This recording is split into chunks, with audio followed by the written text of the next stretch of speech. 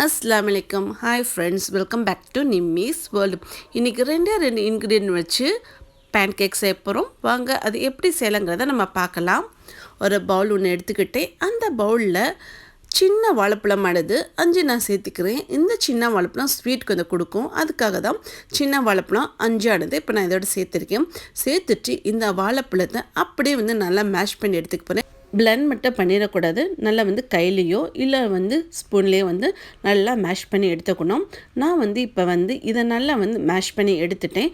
இந்த மாதிரி நம்ம மேஷிங் ஆனதும் அடுத்து வச்சுருக்க முட்டை பார்த்திங்கன்னா ஒரே ஒரு முட்டை இப்போ இதோட சேர்த்துக்கிறேன். இந்த பேன்கேக்கோட ஸ்பெஷலே பார்த்திங்க அப்படின்னா ஒரு முட்டை வாழைப்பழம் இது 2 வச்சு நல்லா நம்ம மிக்ஸ் பண்ணியாச்சு.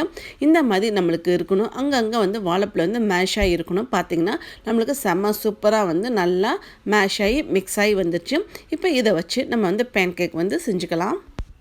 பேன் ஒன்று எடுத்துகிட்டேன். ஃபஸ்ட்டு டைம் நம்ம பேனில் இந்த பேன் கேக் செய்கிறனால கொஞ்சம் லைட்டாக எண்ணெய் தடவிக்கலாம். எண்ணெயானது கொஞ்சம் தடவிட்டு அந்த எண்ணெயை நல்லா ஸ்ப்ரெட் பண்ணி விட்டுக்கலாம். எண்ணெய் நம்ம ஸ்ப்ரெட் பண்ணதுக்கப்புறம் நம்ம ரெடி பண்ணி வச்சுக்க பார்த்திங்க பேட்டரு, அந்த பேட்டரை 2 ஸ்பூன் அளவு இப்போ நான் இதோட சேர்த்துக்கிறேன். இந்த மாவு நம்ம சமைக்கும் போது நல்லா சிம்மில் வச்சு தான் சமைக்கணும். அப்போ தான் நம்மளுக்கு அடி பிடிக்காமல் நல்லா வெந்து வரும். நம்ம மாவு சேர்த்து சிம்மில் வேக விட்டுருந்தோம். இப்போ வெந்துட்டு இருக்கும்போது லைட்டாக நம்மளுக்கு எண்ணெய் தேவைப்படும். ஏன்னா ஃபஸ்ட் டைம் நம்ம இந்த பேனில் யூஸ் பண்ணும்போது நம்மளுக்கு கொஞ்சம் எண்ணெய் தேவைப்படும். அதுக்காக நான் கொஞ்சம் எண்ணெய் இப்போ நான் சேர்த்துக்கிறேன். எண்ணெய் சேர்த்து கொஞ்ச நேரத்துலேயே நம்மளுக்கு ஒரு சைடு வெந்து வர ஆரம்பிச்சிச்சு. இப்போ இதை நம்ம அடுத்த ஒரு சைடுக்கு நம்ம இது திருப்பி விட்டுக்கலாம். திருப்பி விடும்போது கொஞ்சம் பார்த்து சுதாரணமாக திருப்பணும், இல்லை அப்படின்னா நம்மளுக்கு இது உடஞ்சிடும். இப்போ நான் திருப்பி விட்டுக்கிறேன். திருப்பி விட்டதுக்கப்புறம் அங்கிட்டு ஒரு நிமிஷம் நமக்கு நல்லா வெந்து வரட்டும். சிம்மில் தான் வச்சு வேக வைக்கிறோம். இப்போ நம்ம பார்த்தோம் அப்படின்னா நம்மளுக்கு இது முன்னையும் பின்னையும் நல்லா கோல்டன் கலரில் வெந்து வரும். இப்போ நீங்கள் பார்க்கும்போது தெரியும், ஃப்ரண்ட் சைடும் பேக் சைடும் நல்லா நம்மளுக்கு வெந்து வந்துடுச்சு. இப்போ இதை நான் வேறு ஒரு பிளேட்டுக்கு அப்படியே ட்ரான்ஸ்ஃபர் பண்ணிக்கிறேன்.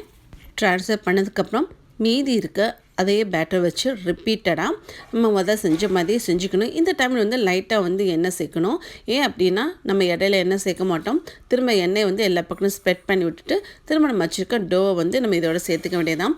எப்படி சேர்க்கணும் அப்படின்னா அதே மாதிரி 2 ஸ்பூன் அளவு இதில் நம்ம சேர்த்துக்கிட்டு ஸ்லோவாக ஸ்லோ குக்கிங் எடுத்துட்டு எப்போ ஸ்வீட் செஞ்சாலுமே நம்ம ஸ்லோ குக்கிங்கில் செஞ்சோம் அப்படின்னா நம்மளுக்கு கருகாமையும் அதே மாதிரி செம்ம சூப்பராக வரும்.